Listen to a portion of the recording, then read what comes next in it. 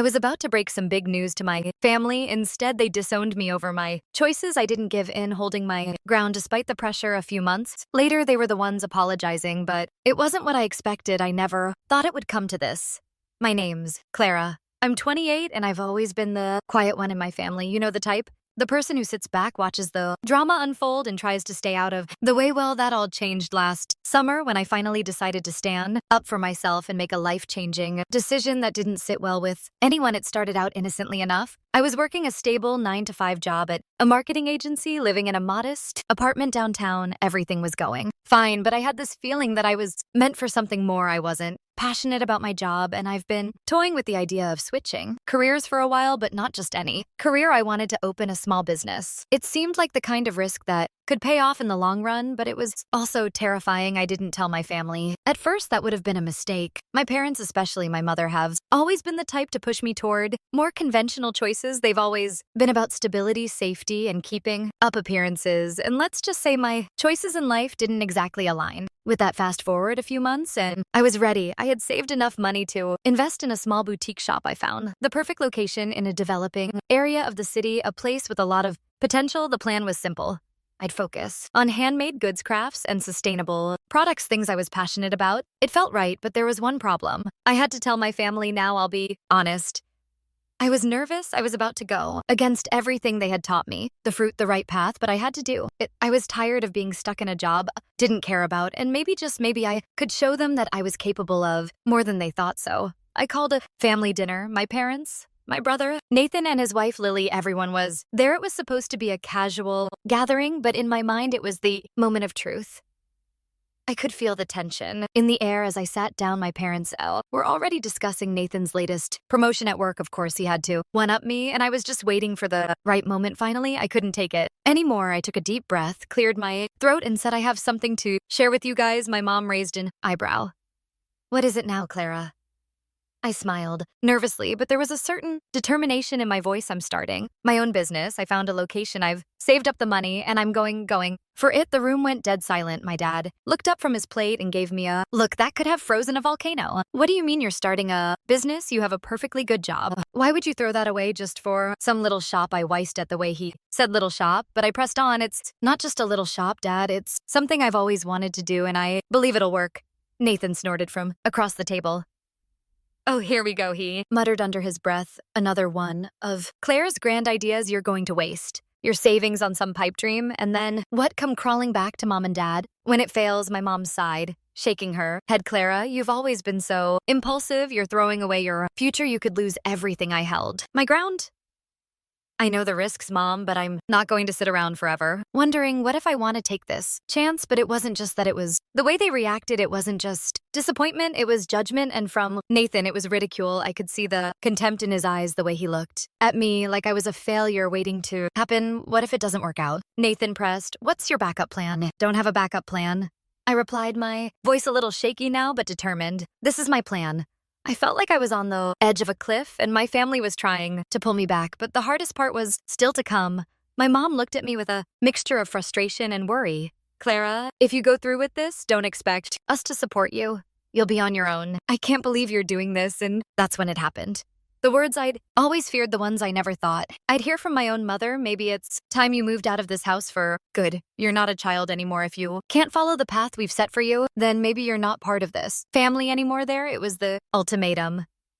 It hit me like a punch to the gut, and just like that, I felt like an outsider in my own family, but I didn't back down. I didn't give in. Instead, I stood up from the table and said, fine, if that's how you feel, then maybe I don't need this family to approve of my choices. I'll do this on my own. The room was still, but the tension in the air was palpable. It felt like I had just set a bomb in the middle of the room. I turned and walked out, not looking back. The days following that dinner were a blur. I threw myself into work, trying to bury my thoughts under the constant hustle of setting up my store. Every time I looked at the empty shelves, the blank walls, the untapped potential of my my little boutique. I felt a surge of excitement. This was my project my future, but it wasn't easy. I expected the silence to come, and it did. My parents, who had been calling me every Sunday without fail, stopped. Nathan and Lily didn't even bother to check in. It was as if I had been erased. From the family, the void was heavy, but in some strange way, it was also freeing. I wasn't asking for their approval anymore. I had made my decision, and I was going to stick with it. I remember the first week the store was open, the early days were quiet, just like I'd expected. But the odd thing was, it felt right.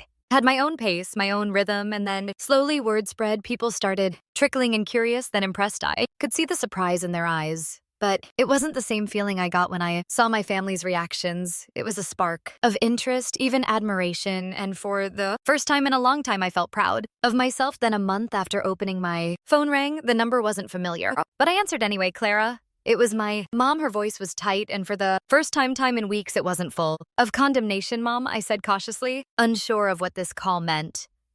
Clara, I think we need to talk, she said, hesitating, the knot in my stomach twisted about what she paused again. I could hear the sound of her breathing, like she was weighing something in her mind. We've been thinking your father and we've been hard on you. Maybe we were wrong. I think it's time we said down. I wasn't sure how to respond to you. Want to sit down now?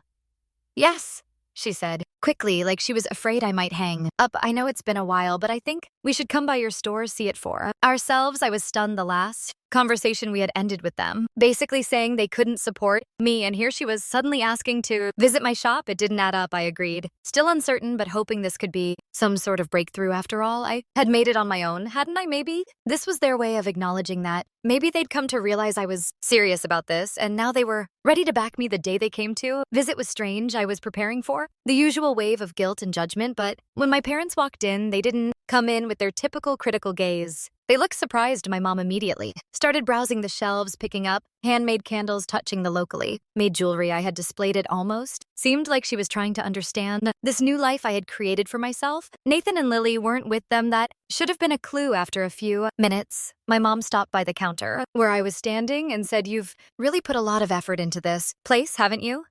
I nodded, feeling a sense of unease. Well, it's impressive, she said, but the words didn't feel entirely sincere. It was almost as if she was trying to force herself to accept something she didn't fully understand. Thanks, Mom, I said, unsure of what she meant by that. I'm glad you like it. My dad had wandered to the back of the shop and was inspecting the storage area. When he came back up front, he gave me an appraising look. So how's business? He asked, not quite sounding like he cared, but more like he was trying to gauge whether this was a fleeting idea or a real venture. It's good, it's growing. Instead, I said, I've even started to get regulars. Things are going better than they expected. He didn't respond right away, just looked at me. His arms crossed, the skepticism still lingering in his eyes. Well, that's good. You'll need all the luck you can get. It was then that I realized this wasn't an apology. Not really. My parents weren't here because they were proud of me or even wanted to make amends. They were here because they were trying to find an angle, some way to fix what they saw as a mistake. Well, we should be going, my mom said, as if it was a casual visit and not a rare attempt at reconciling. We'll be in touch. And just like that, they were gone. There wasn't a real conversation about how things had been or how they'd been feeling. There was no apology, no acknowledgement of the hurt they had caused by disowning me for my choices. But what struck me the most was that they didn't even mention Nathan or Lily. It was as if they didn't want to admit that they too had been part of this. My brother had been the one to mock me, the one to say I would fail, but they didn't address that. No, it was just about their own discomfort with my success. A few days later, I got another call from my mom. Clara, I need to talk to you about something, she said, sounding a little more frantic than usual. What is it, Mom? We were talking and, well, we think maybe you should come back home, she said, her voice faltering slightly. It's not too late to change your mind. You can quit this business nonsense, come back, and we'll help you get back on track. You've got a future ahead of you, a real future. My heart sank. There it was, the underlying message. They weren't sorry. They weren't even interested in supporting me on my terms. They just wanted me to abandon my business and return to the life they had already planned out for me. But I wasn't going to give in, not this time. No, Mom. I've made my choice, I said, my voice steady despite the overwhelming emotions. I'm not going back. I could hear her sigh on the other end. Fine, but don't say we didn't try to help you. And just like that, the call ended. It was clear. Now they weren't interested in supporting me, they were interested in controlling me, but I wasn't going to let them have that power anymore. I had built something from the ground up, something real, and now they were trying to tear it down under the guise of helping me. But what they didn't understand was that I didn't need their approval to succeed. A few weeks passed since that conversation with my mom, and life went on at the store. I threw myself into work, focusing on the customers, the sales, the small improvements I was constantly making. The more I worked, the more I realized just how far I'd come. There were still tough days, and it wasn't a walk in the park, but every step felt like a small victory. And then the phone rang again. It was my mom. I didn't hesitate to pick up this time. I had learned to brace myself for whatever she had to say. She had this way of making everything sound reasonable, even when it wasn't. Clara, we need to talk. She said, her voice quieter than usual. I could tell something was off. Maybe this time they had come to terms with my choices. Maybe they'd finally accepted that I wasn't going to just walk back into their carefully planned life for me. I was skeptical, but I gave. And what about, can we meet just the two of us? She asked, sounding more urgent now. It's important. I felt a twinge of unease, but I agreed. We set up a time to meet at a local cafe halfway between her house and mine. When I arrived, she was already sitting at a table near the window. Her posture was stiff, like she was trying to appear calm, but I could see the way her hands fidgeted on the table. Clara, she started, her voice low, I've been thinking a lot about everything, about you and about your business, and I realized I might have been too harsh. I waited, holding my breath. Was this an apology? I should have supported you, she continued, her voice cracking slightly. Was scared for you. You know, I didn't want you to fail. We didn't want you to fail. I nodded slowly. It sounded like she was trying to soften the truth, like she wanted to make herself feel better, but I wasn't going to be fooled.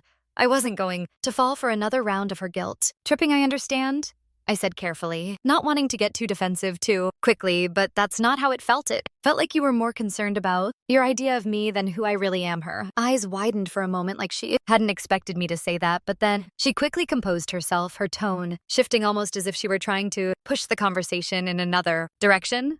Well, we've been talking, your father and I, we've come to a decision. I was already suspicious, but I nodded. What decision? You should consider selling the store, she said, her words tumbling out in a rush. Just think about it. The risk is too high, Clara.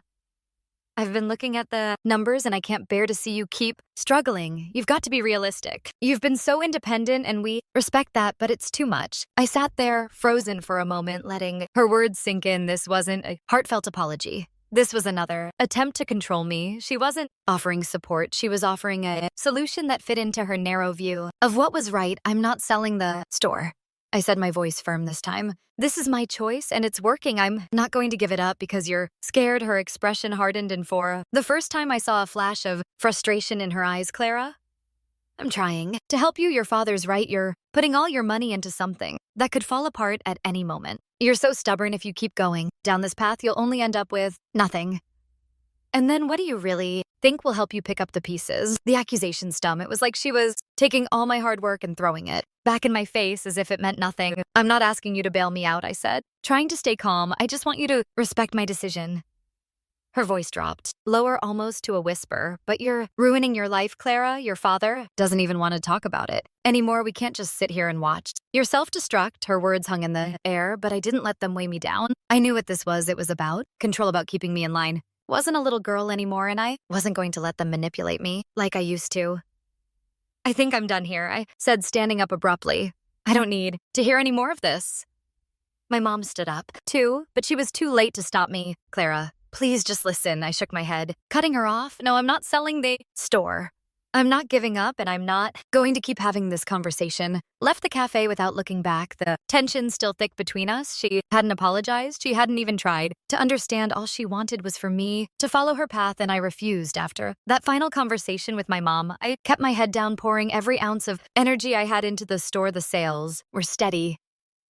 The customer base was growing, and I started getting noticed in local media for the unique concept I'd built. It was slow progress, but it was real, and that felt better than any approval I could have gotten from my parents. Then came the day I had been secretly waiting for. The store had become a bit of a local hotspot. I'd expanded, added new inventory, and even started hosting workshops. Business was booming. I was gaining traction and building a name for myself, and that's when the big opportunity came. A local mall, the one my parents had been so adamant about me staying away from, had heard about my success and wanted to offer me a partnership. They wanted me to open a second location in their prime retail space. It was everything I could have dreamed of. I knew I needed to act fast before anyone else snatched it up. But before I could sign the deal, my mom called again. She didn't even hesitate. This time, Clara, I think it's time we really talked. You've been successful. More than we ever expected. We were wrong. I see that now. I didn't trust her. Couldn't you called me to apologize? I asked flatly, trying to keep my emotions in check. Well, yes, she said, her voice unusually soft. I've had time to think. I know we pushed you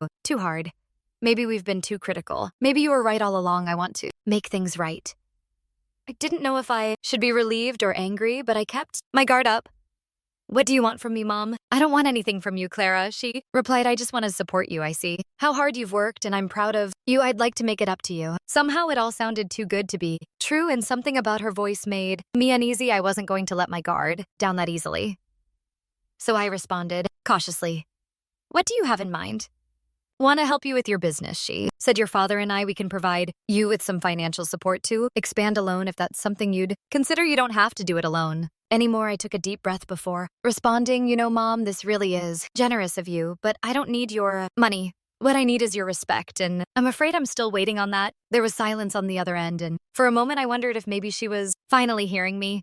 But then she spoke. Again, you're being stubborn again, she said, frustration creeping into her voice. Don't you want us to be a part of your success? I don't want anyone to be a part of my success who didn't believe in me when I needed them to. I said coldly, you weren't there when I needed you most. Now that everything's working out, you think you can swoop in and claim a part of it? No, Mom, I did this on my own. The line went silent again, and for a moment, I thought she might just hang up, but instead she spoke quietly, almost defeated. I see. Well, I suppose that's the last word on it. It is, I replied then. Paused for a moment, and by the way, you can keep your help. I've built something on my own, something you and Dad couldn't tear down. No matter how hard you tried, I hung up the phone feeling a strange sense of satisfaction. It wasn't the apology I had hoped for, but it was the final confirmation that I had made the right choice. I had stood my ground, and now I was in control of my own life. A week later, I signed the partnership deal with the mall. My business was expanding, and I was officially a success. It was everything I had wanted, and it felt like the perfect revenge. My parents had always assumed I would fail, but now they were the ones looking on, helpless to change the course of my life. Things are good now. The store is thriving, and I've never felt more empowered. My relationship with my parents is still strained, but I've learned to accept that. They'll never fully understand my choices. I've come to terms with the fact